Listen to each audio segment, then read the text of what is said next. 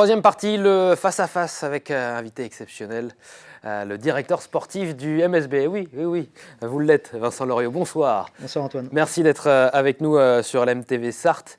On devait débriefer à la base la rencontre prévue ce dimanche à 17h à Antares face à l'Asvel.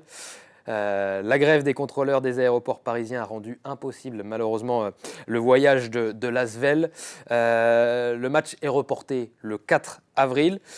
C'est une décision que vous avez appris relativement tard. Hein. Dans l'après-midi, message de Christophe Lebouille, le président, auprès d'Arnaud Leproux, son second, et de moi-même pour d'urgence nous expliquer la situation. L'équipe de l'Asvel, dans son ensemble, était dans l'avion à Nice, en partance pour Paris, apprenant bagage en soute que les contrôleurs à Orly n'allaient pas pouvoir les accueillir, donc pas d'atterrissage possible, et bloqués dans l'avion. Donc il devait être 14h30 à peu près, la Ligue était avertie, visio à 15h. On s'est tous à peu près entendus, Ligue y compris, après avoir essayé de trouver d'autres solutions sur une date. Et à 17h à peu près, tout était calé, officialisé. Donc ça a été, oui, extrêmement rapide. Il fallait le faire parce que 24 heures plus tard, il y avait la réception, 6000 spectateurs, une salle pleine, des partenaires, du public, de la presse. Donc oui, je trouve qu'on a la Ligue, les deux clubs ont bien travaillé pour essayer d'aller le plus vite possible et trouver une solution rapide.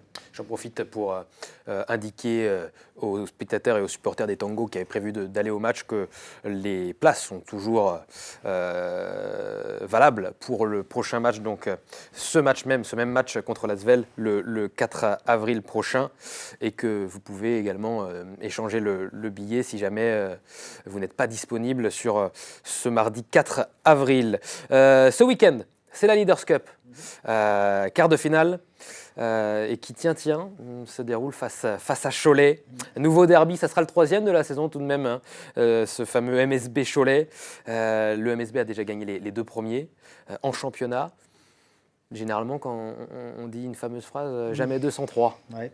Je ne suis pas certain qu'on se l'applique à nous-mêmes, en tous les cas, dans notre esprit. Pour nous, chaque match est différent, et celui-ci, dans un contexte tout autre, hein, sur un terrain neutre, avec forcément des Choletais revanchards, parce qu'on les a bien fessés à la Meilleraye. Dans une configuration d'équipe, j'espère pour nous, qui sera aussi différente, puisqu'il nous manquait 2 joueurs majeurs là-bas, Kezakin et Valentin Chéry. Donc non, on s'attend à une toute autre confrontation, une motivation exacerbée chez eux, et puis nous, l'excitation d'être déjà dans cette compétition, et puis d'avoir une carte à jouer, pourquoi pas. Il y a une demi-finale à aller chercher, et puis peut-être une finale. Elle est importante, cette Leaders Cup, pour le MSB? Je pense qu'elle l'est davantage encore qu'un championnat, de façon très lucide et réaliste. Gagner un championnat, je crois que j'ai déjà dit sous votre antenne, c'est extrêmement compliqué. Gagner une Leaders Cup ou une Coupe de France à la faveur d'un tirage au sort, d'un état de fraîcheur, d'un mental aussi qui y est de tous nos gars, on peut effectivement créer la surprise. 3 matchs, 3 jours, tout est possible. Et puisque c'est à la différence des playoffs qui concluent le championnat de Betclic Elite, là ce sont des matchs coup près. Exact. Il n'y a qu'un match sur 3 jours. Donc quart de finale vendredi face à Cholet, demi-finale samedi, et puis finale, on vous le souhaite, ça sera dimanche. J'imagine que c'est aussi important sportivement, mais financièrement aussi, la Leaders Cup. Non, il Non, pas tellement. Non, il n'y a aucune bonification du côté de la Ligue pour Je le crois qu'il y avait vainqueur. un chèque quand même au vainqueur. C'est tellement marginal, non, que ça, on n'en tient pas compte. Et puis de toute façon, ce n'est pas la motivation première de nos joueurs, du club. C'est plus de rajouter une ligne à notre palmarès, d'être de dignes représentants de notre ville, de notre département, et de faire plaisir à tous nos suiveurs. Voilà, et franchement, il y a vraiment un coup à jouer, je pense, sur ce genre de compétition, pas simplement pour le MSB. Dijon l'a remporté il y a maintenant 3 ans de cela, en 2020. Et c'était un petit peu là aussi le vainqueur inattendu, parce qu'il y avait déjà l'Asvel et Monaco qui étaient les épouvantails. Et c'est vraiment une compétition qui est typiquement celle de l'équipe en forme, celle qui a la main heureuse aussi dans le tirage au sort initial, et puis qui en veut, qui est motivée, qui a la rage, quoi. Si victoire il y a vendredi face à Cholet, ça sera soit les Metropolitans ou l'Asvel en demi-finale, deux grosses écuries du championnat. Une préférence entre les Mets ou l'Asvel en demi? Je pense que le staff aimerait bien, et nos joueurs aussi, retrouver l'Asvel, parce que quelque part, c'est le match qu'on n'a pas pu disputer dimanche. Le staff avait travaillé dessus. Donc, quelque part, leur permettrait sans doute d'être plus près à l'idée de jouer l'Asvel. Les Mets, c'est un peu particulier. Il y a Wembanyama, c'est un casse-tête pour absolument tout le monde.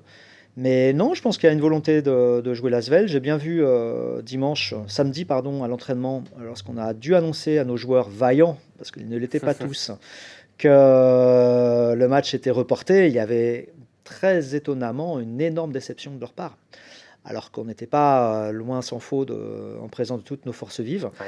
Et les gars étaient extrêmement déçus. Alors autant les absents prévus en salle de muscu, en soins, étaient ravis, limite crier et se féliciter tout à leur joie. Non, ceux qui s'étaient entraînés toute la semaine, eux, ils l'attendaient ce match. Donc si on a la chance d'aller en demi-finale et de rencontrer l'Asvel, non, je pense que moi je préférais les jouer.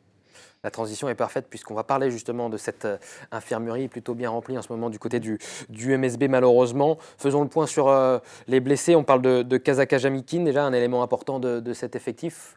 Où en est la blessure? Quand est-ce qu'on peut potentiellement le revoir sur le parquet? La Leaders Cup, voilà. Ah, dès ce week-end Oui, l'évolution de son entorse de la cheville.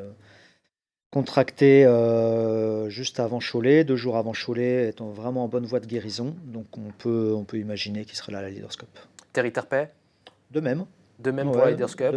Terry, c'est un petit peu différent. C'est un protocole de soins, de suivi quotidien, donc d'attention qui est porté par tout notre staff pour le ménager et faire en sorte qu'il soit opérationnel. Mais bien sûr qu'il va venir. Il va venir et il a l'intention d'y aller parce que son papa fait le déplacement. Sa femme avec leur bébé fera le déplacement, donc je peux vous dire que oui, l'intention est liée en tout cas. Il veut jouer et même aller gagner la Leaders Cup. Trestinkel sera présent Il y a plus de doutes. C'est un peu les examens radio IRM étaient bons, donc là-dessus c'est la très bonne nouvelle. Ensuite c'est la gestion de douleur. Donc on verra avec Tress, on est vraiment au jour le jour. On va pas prendre de risques inutiles et c'est vraiment lui qui sera un peu le décideur de sa participation. Et enfin, William Naras et Valentin Chéry. Valentin a repris l'entraînement, donc il aurait dû jouer dimanche si le match avait eu lieu. Et Will, c'est une entorse contractée à Cholet avec un gros œdème osseux. Donc là, beaucoup encore de douleur, mais connaissant Will et son côté guerrier, je pense que dans son esprit, il n'est pas question de rater cet événement. Je vous parle évidemment de ces nombreuses blessures, puisque en Coupe de France, ces joueurs ont manqué, ou pas, j'ai envie de dire, puisque il y a eu une belle victoire des Manceaux. Je ne sais pas si on va revoir quelques images peut-être de cette belle victoire en 8e de finale de la Coupe de France, avec beaucoup de jeunes. Je pense à Van Dembit, à Ethan Bourgade, 18 ans, avec Jazz Rambaye également. Une belle victoire avec une jeune équipe face à Nancy. Inattendu, très clairement inattendu, dans un Gentilly qui était à 5000 spectateurs, donc une très belle jauge en semaine sur un match qui n'était pas forcément leur priorité de la semaine, puisqu'ils rencontraient Le Portel quelques jours plus tard pour un match dans la lutte pour le maintien. Mais je pense qu'en fait, c'est souvent comme ça, il y avait zéro pression de la part de notre adversaire certainement. La perception que le challenge était aisé, en tous les cas pas aussi compliqué que sur le papier avec un effectif au complet.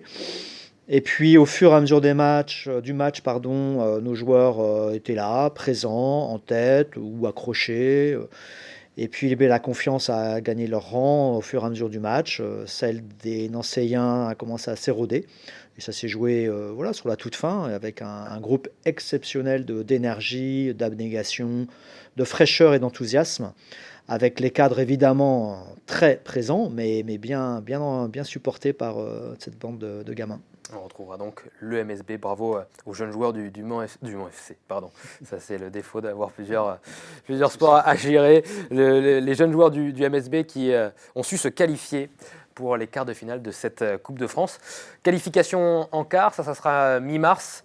Championnat, Leaders Cup ce week-end. Le MSB joue sur plusieurs tableaux. Ça ne doit pas être facile à gérer. J'ai envie de vous dire, on est payé pour ça. Bien sûr. On est payé pour ça et on a envie de ça. Donc, c'était l'objectif de tout début de saison, de pouvoir participer à la Leaders Cup, c'est atteint. Celui d'aller à Trélazé pour le plateau quart de finale, demi-finale, c'est atteint. Et puis l'objectif maintenant, ça va être de bien y figurer déjà sur ces deux compétitions et puis de finir fort la saison pour disputer les playoffs. Voilà.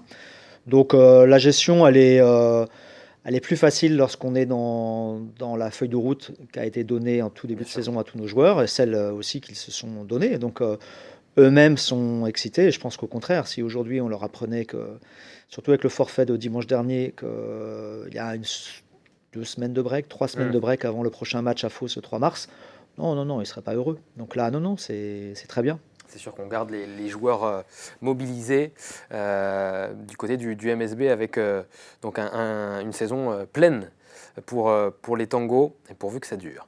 Merci beaucoup Vincent Loriot d'avoir été notre invité dans la 3e partie de 72 Sports.